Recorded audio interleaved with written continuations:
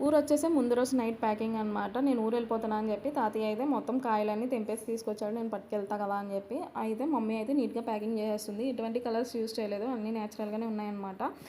ప్రతి కాయకి news paper చుట్టేసి packing చేసామని చెప్పాను. మమ్మీ అయితే ప్యాకింగ్ చేసేస్తుంది. ఇది ఎక్కువ దూరం ట్రావెల్ చేసే వాళ్ళే కాదు, మీ ఇంట్లో కూడా నేచురల్‌గా పండించుకుందాము అంటే ముగ్గించుకుందాము, కలర్స్ ఏం యూజ్ చేయకుండా అనుకుంటే ఈ టిప్ ఫాలో అవ్వండి. కాకపోతే ఎవ్రీడే మనం చెక్ చేసుకుంటూ ఉండాలి. చెక్ చేసుకొని ముగ్గిన కాయలా మనం ఫ్రిడ్జ్‌లో పెట్టేసుకుంటే చాలు. ఇంకా మొత్తం కాయలన్నీ బాగానే ఉంటాయి. కాకపోతే ఒక్క కాయ కుళ్ళిపోయినా మిగతా కాయలన్నిటికి స్ప్రెడ్ అయిపోతూ ఉంటుంది కదా. సో కుళ్ళిపోయిన కాయలన్నీ తీసి పడేసేయండి.